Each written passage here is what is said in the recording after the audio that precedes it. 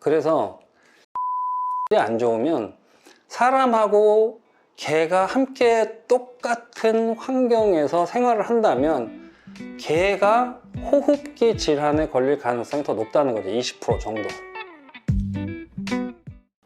안녕하세요. 반려견 주택연구소 박준용입니다. 오늘은 집안에 있는 반려동물들을 위해서 우리가 실내 공기질을 어떻게 하면 조금 더 좋게 만들고 아이들에게도 좋은 영향을 주고 우리도 좋은 환경에서 생활할 수 있게 만들 수 있는지에 대해서 좀 말씀을 나눠볼까 해요. 펫 인테리어에 대한 책자를 무료로 나눠드리고 있습니다. 네이버 카페 반려견 주택 연구소에 오셔서 신청하시면 됩니다.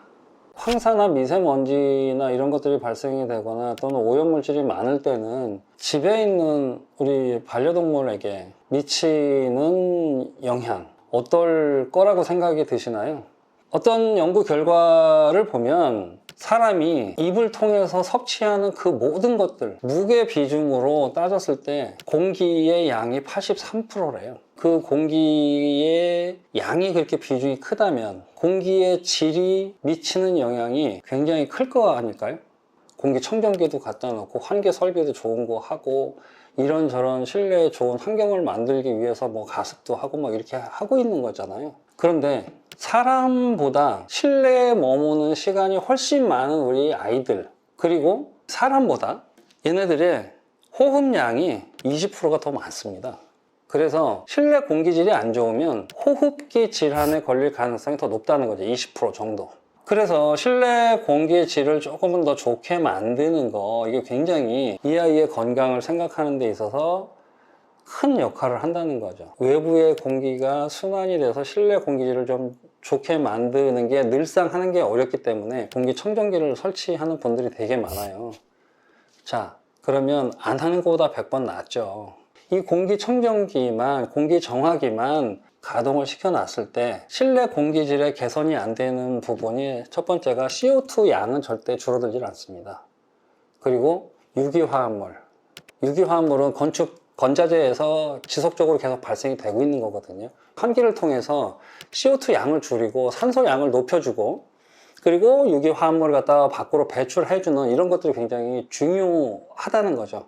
그런데 그렇게 하질 못하다 보니까 이 아이들한테는 굉장히 치명적인 거예요. CO2는 무게가 무겁기 때문에 밑으로 가라앉거든요. 그럼 CO2 농도가 높아지거나 하게 되면 건강에까지 영향을 미칩니다. 그러니까 이제 그런 측면에서 본다면 CO2가 바닥에 깔리면 호흡기 위치가 낮은 이 아이들은 계속 흡입을 할 수밖에 없어요. 그러니까 건강이 절대 좋을 수가 없는 거죠. 자, 이런 전반의 상황들을 또 개선할 수 있는 방법이 바로 환기 시설을 잘 갖추는 겁니다. 그래서 공동주택 같은 경우에는 일정 규모 이상의 아파트라든가 이런 데는요, 천정에 대부분 아마 환기 유니트라고 하는 게 설치가 돼 있을 거예요. 전열 교환기라고도 하고요. 다만 환기 유니트 자체가 없는 소규모 건물이랄지 빌라라든지 이런 데들도 있을 수가 있거든요. 이걸 사실 별도로 설치하기는 굉장히 어려워요.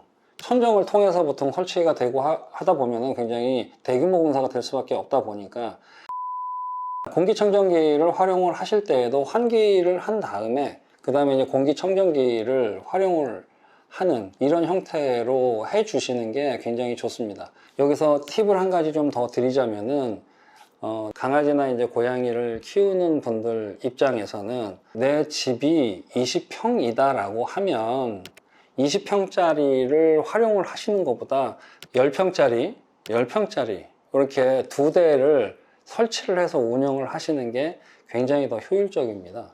순환을 시키는데 굉장히 유리하거든요. 그러니까 이제 그런 제품으로 두 개를 활용을 하시라.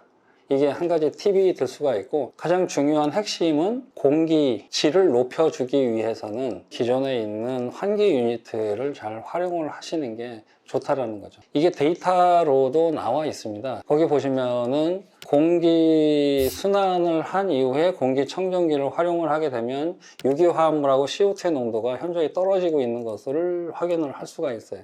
그리고 이런 부분들이 사람한테 미치는 영향도 굉장히 클 수 있는데, 특히 반려견 같은 경우에는 대부분 낮은 위치에서 생활 할 수밖에 없는 거고, 그런 부분들을 조금 더 감안하신다면 아이들의 특성을 고려해서 공기질을 개선하는 데는 그만한 게 없고요. 아이들 건강을 챙기는데도 그만한 게 없을 거라는 생각이 들어요. 그래서 아이들이 조금 더 건강하게 뛰어놀 수가 있고 조금 더 좋은 공기를 호흡하면서 실내에서 생활할 수 있도록 환경을 만들어 주시면 좋겠다라는 생각이 듭니다.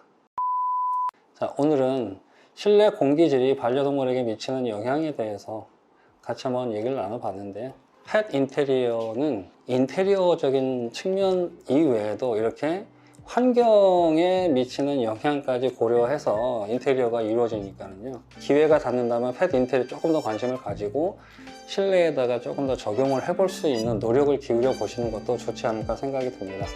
오늘은 이것으로 마치겠습니다. 감사합니다.